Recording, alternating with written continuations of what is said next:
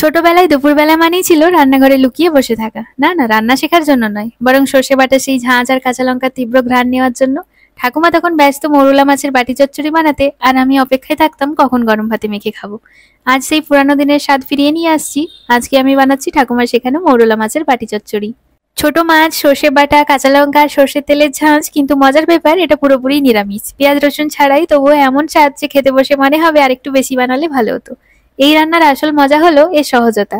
কম মশলা, কম ঝামেলা, কিন্তু স্বাদ একদম বাঙালিয়ানায় ভরা। মৌরলা মাছের নরম আর কুচকুচে টেক্সচারের সঙ্গে সর্ষের মাখা মাখা স্বাদ গরম ভাতে মিশলেই যেন স্বর্গ নেমে আসে থালায়। নমস্কার, আমি তনুশ্রী, আর আপনারা দেখছেন তনুর রান্নাঘর। তাহলে চলুন শুরু করা যাক ঠাকুমার সেই পুরানো দিনের সহজ কিন্তু অনন্য রেসিপি। আর হ্যাঁ, রান্না শেষে সাবস্ক্রাইব করতে ভুলে যাবেন না, না হলে আপনার ভাগের মাছটা কিন্তু উধাও হয়ে যেতে পারে। প্রথমেই আমি একটা মশলার পেস্ট বানিয়ে নেব, কারণ এই পেস্টটাই পুরো রান্নার প্রাণ। এই জন্য একটা মিক্সিং জারে নিয়ে নিচ্ছি 2 চামচ সাদা সর্ষে। চাইলে আপনারা সাদা আর কালো সর্ষে মিশিয়েও নিতে পারেন, তাতে ঝাঁঝ আর একটু বেশি আসবে। সাথে ঝাল বাড়ানোর জন্য নিয়ে নিচ্ছি একটা কাঁচা লঙ্কা। এবার মশলাটাকে ঠিকভাবে মেশানোর জন্য আগে শুকনো অবস্থায় একবার ঘুরিয়ে নিলাম, তারপর দিলাম 1 চামচ গোটা জিরে।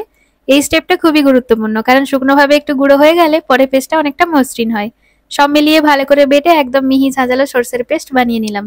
এদিকে মৌরলা মাছগুলো আগেই ভালো করে ধুয়ে পরিষ্কার করে রেখেছি। এবার এর মধ্যে দিয়ে দিচ্ছি আগে থেকে বানানো সেই ঝাঁঝালো সর্ষের পেস্ট, যা পুরো রান্নার স্বাদকে অন্য লেভেলে নিয়ে যাবে।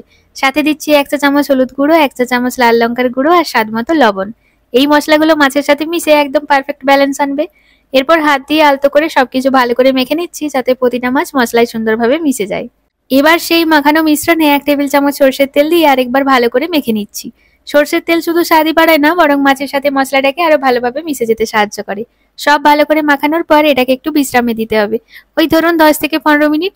এই সময় মাছ মশলার স্বাদ টেনে নেবে, আর রান্নার পর প্রতিটি কামড়ে সর্ষের ঝাঁঝ আর মশলার পারফেক্ট স্বাদ পাবেন। 15 মিনিট পর যখন মাছগুলো মশলাটাকে ভালোভাবে টেনে নিয়েছে, এবার একটা টিফিন কৌটো নিলাম, আর তাতে অল্প সর্ষের তেল ব্রাশ করে নিলাম, যাতে মাছগুলো তলায় না লেগে যায়। এবার সেই মাখিয়ে রাখা মৌরলা মাছগুলো কৌটোর মধ্যে সাজিয়ে দিলাম। উপর থেকে আরেক টেবিল চামচ সর্ষের তেল ছড়িয়ে দিলাম, যাতে রান্নার সময় স্বাদটা আরো ভালো হয়। সাথে দিলাম একটা চেরা কাঁচা লঙ্কা ঝাঁঝ বাড়ানোর জন্য, আর একটা শুকনো লঙ্কা, যা রান্নার পর হালকা ধোয়া ধোয়া একটা ফ্লেভার দেবে। সবকিছু সেট হয়ে গেলে কৌটোটা ভালো করে বন্ধ করে দিলাম। এবার একটা কড়াইয়ে পরিমাণ মতো জল গরম করে নিলাম। জল ফুটে এলে তার মাঝে আলতো করে বসিয়ে দিলাম সেই টিফিন কৌটোটা, যাতে মাছটা ধীরে ধীরে স্টিম হয়ে রান্না হয়। কৌটো বসানোর পর ঢাকনা দিয়ে ঢেকে দিলাম, যাতে ভাপ ঠিকভাবে ধরে থাকে। পুরো রান্নাটা কিন্তু মাঝারি আঁচেই হবে। 15 থেকে 20 মিনিট পর ঢাকনাটা খুলে দিলাম, আর সাবধানে কৌটোটা জল থেকে তুলে নিলাম, কারণ ভাপ জমে ভেতরটা বেশ গরম হয়ে গেছে। এখন এটাকে একটু ঠান্ডা হতে দিতে হবে, যাতে ঢাকনা খুলে ধোয়ার সাথে সাথে স্বাদটাও পালিয়ে না যায়।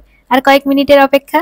কৌটোটা ঠান্ডা হয়ে গেছে, এবার খুলে ফেললাম ঢাকনা। সঙ্গে সঙ্গে বেরিয়ে এলো একদম পারফেক্ট সর্ষের ঝাঁঝ আর কাঁচা লঙ্কার তীব্র গন্ধ, যেটা মুহূর্তেই খিদে বাড়িয়ে দেবে।